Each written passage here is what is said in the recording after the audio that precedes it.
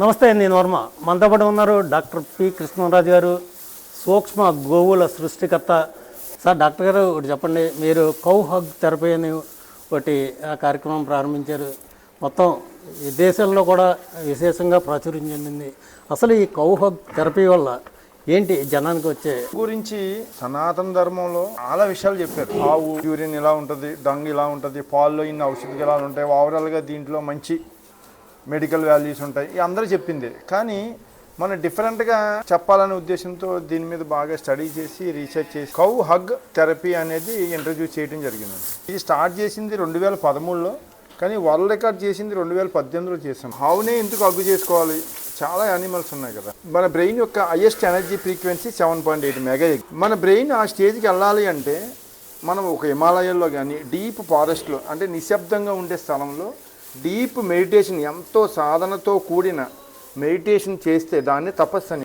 ఆ స్టేజ్లో కానీ బ్రెయిన్ మనకి ఆ స్టేజ్కి వెళ్ళదు. ప్రతి ఒక్కడికి వాళ్ళ లెవెల్స్ని బట్టి మనకు ఒక్కొక్క ఎనర్జీ ఫ్రీక్వెన్సీ ఉంటుంది. దీంట్లో హయ్యెస్ట్ ఎనర్జీ ఫ్రీక్వెన్సీ 7.8 మెగాహెర్ట్జ్.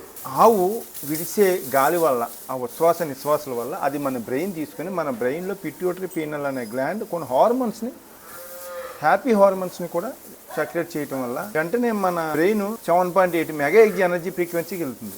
ఎప్పుడైతే మనకి ఆ ఎనర్జీ ఫ్రీక్వెన్సీకి వెళ్ళిందో మనకి ఈ జీవితంలో ఇది సాధించాలని, దీన్ని థర్డ్ ఐ ఓపెన్ అయ్యిందంటారు. ఒక సనాతన మార్గంలో ప్రయాణించాలని ఒక మంచి లక్షణాలు అనేవి మనకి అలవడతాయండి. మన యువత చాలా ముఖ్యమైన విషయం. మన బ్రెయిన్ ఎప్పుడైతే అంత 7.8 మెగాహెర్ట్జ్ ఎనర్జీ ఫ్రీక్వెన్సీ అయిందో అసలు మన భారతదేశం ప్రపంచ దేశాల్లో ఒక నెంబర్ 1 స్థాయిలో వెళ్ళగలదు. ఇది ఈ ఆవుతో కూడా సాధ్యం అవుతుందని నేను ప్రూవ్ చేశాను.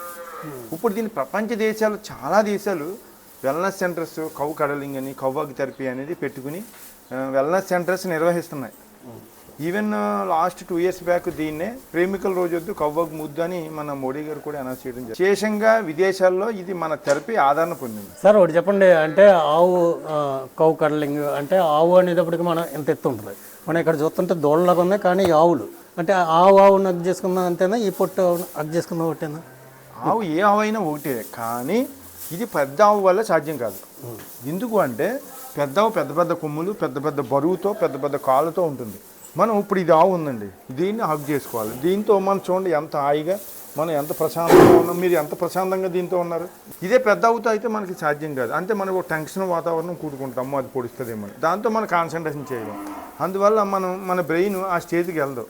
ఇది ఈ చిన్న ఆవులతో అయితే మనం ఈజీగా మనం రిసీవ్ చేసుకోగలమనే ఉద్దేశంతో ఈ ఆవుల్ని ఇది ప్రధానంగా ఇవి మనకు ఉపయోగపడతాయని మనం చెప్పవచ్చు.